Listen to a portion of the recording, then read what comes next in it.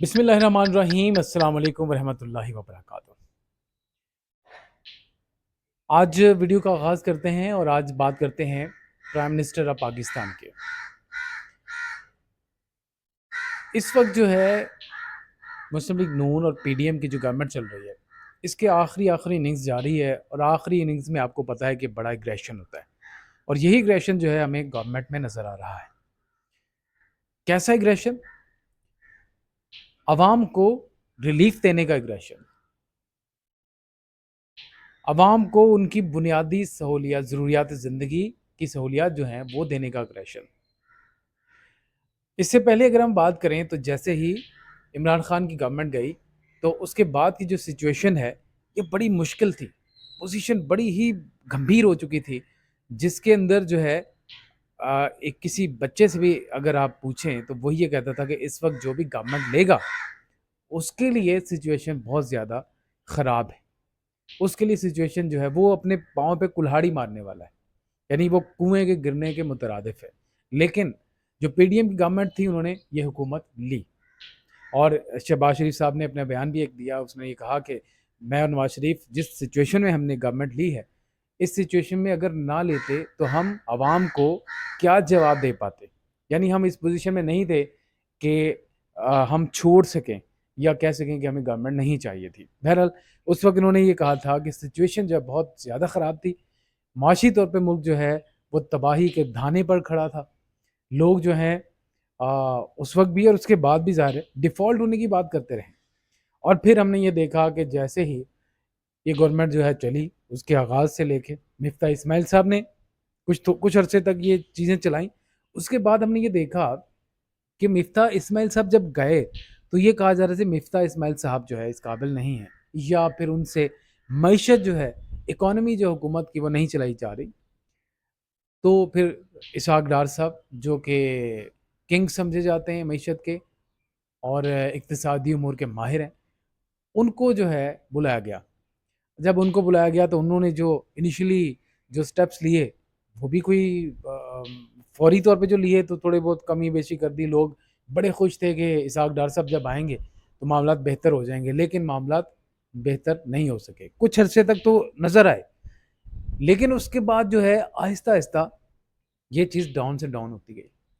मईशत के बारे में मिफ्ता इस्माइल साहब जो है वो भी नाराज़ हो गए। नाराज़ होने के बाद उन्होंने भी यही कहा कि अब मुल्क जो है जिस तरफ जा रहा है ये डिफ़ॉल्ट होने की तरफ जा रहा है, क्योंकि वो ये कह रहे थे कि मैंने ये कोशिश की थी कि थोड़ी सी महंगाई की जाए ताकि कोई बैलेंस कर सके, लेकिन इसहाक डार ने आते ही बैलेंस करने की बजाय कोशिश की कि जिस तरह पहले से मामला चलते रहें इसी तरह के मामला जो है अभी भी चलाए जाए, तो ख़राब रहा मामला। लेकिन फिर इसहाक डार को ये चीज़ें समझ आईं या जो भी उन्होंने मामलात किए तो फिर महंगाई जो है वो बढ़ गई।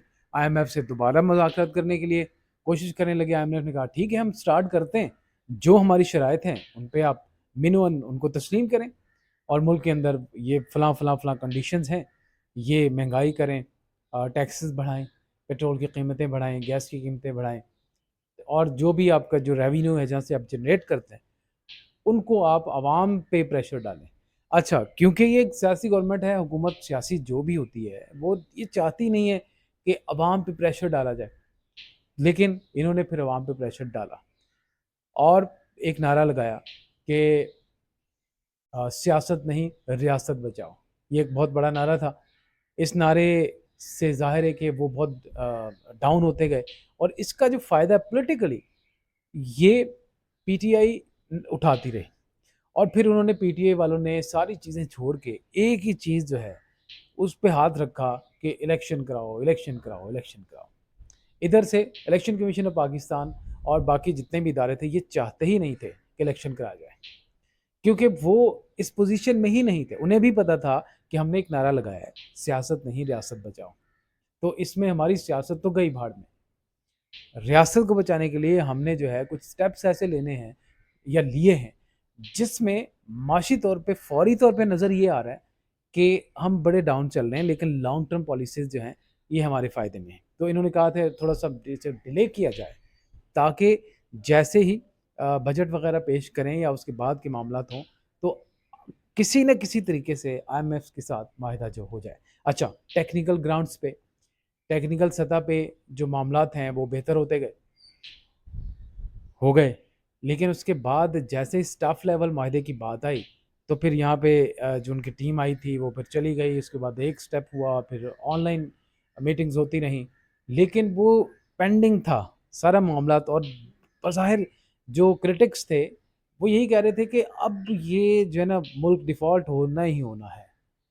کرٹکس جو ہیں بار بار یہ کہہ رہے تھے ملک ڈیفالٹ ہوا، اور ہوا، آج ہوا یا کل ہوا. دل کا جانا ٹھہر گیا ہے، آج گیا کہ کل گیا. تو یہ جب دل کا جانا ٹھہر گیا تھا تو ظاہر ہے کہ پھر یہ بڑی مشکل تھی. اور اسحاق ڈار بھی بڑے تذبذب میں، بڑے جسے کہتے ہیں کہ سٹریس میں آگے پریس کانفرنسز وغیرہ کرتے تھے. اب یہاں سے ایک ٹرننگ پوائنٹ ہے. پھر ملاقات ہوئی شہباز شریف صاحب کی IMF کی MD سے، کرسٹلینا جارجیوا سے ان سے ملاقات ہوئی. اور انہوں نے جب ملاقات کی، اب ان کے کان میں کچھ کہا، پتہ نہیں کیا کہا. ان سے جو ملاقات ہوئی، ان سے کوئی ایسی بات کی جس سے وہ جو کرسٹلینا صاحبہ ہیں وہ بہرحال رضامند ہو گئیں. اور پھر پاکستان جو ہم نے نیوز وغیرہ میں پڑھا تو پاکستان میں یہ بات جو ہے بڑے اچھی خوشی کی لہر کے طور پہ، یعنی بریکنگ نیوز کے طور پہ کہی کہ پاکستان کا IMF کے ساتھ معاہدہ جو ہے وہ سلسلہ بحال ہو چکا ہے. اب جو معاہدہ اس وقت ہے وہ 9 مہینے تک چلے گا. اچھا، یہ ظاہر ہے خوشی کی خبر تو تھی. اب آ گئے، یہ مرحلہ اب اینڈ ہوا. اب آخری اپنی جو ویڈیو کا جو پیغام ہے اس کی طرف میں جا رہا ہوں. اب آ گیا، 1 مہینہ رہ گیا ہے. 13 اگست کو یہ گورنمنٹ جا رہی ہے. 13 اگست تک 1 مہینہ ہے. اب 1 مہینے کے اندر جتنا ریلیف دیا جا سکتا ہے یہ گورنمنٹ دے گی. یعنی گورنمنٹ کی کوشش ہوگی کہ یہ جو آخری اننگز ہے اس کے اندر ہم چھکے بھی ماریں، چوکے بھی ماریں اور اگریشن دیں. یعنی یہ نہ ہو کہ جو 6 بالز ہیں تو 6 سنگلز لیں، ایسا نہیں. ڈیفینسو نہیں ہم نے کھیلنا، اگریسو کھیلنا. تو جب اگریسو کھیلنے پہ آگے تو اب کچھ جو ہے معاملات جو ہیں حکومت ریلیف دینے کی کوشش کر رہی ہے، اور کچھ تو حکومت نے ریلیف دے بھی دیا ہے.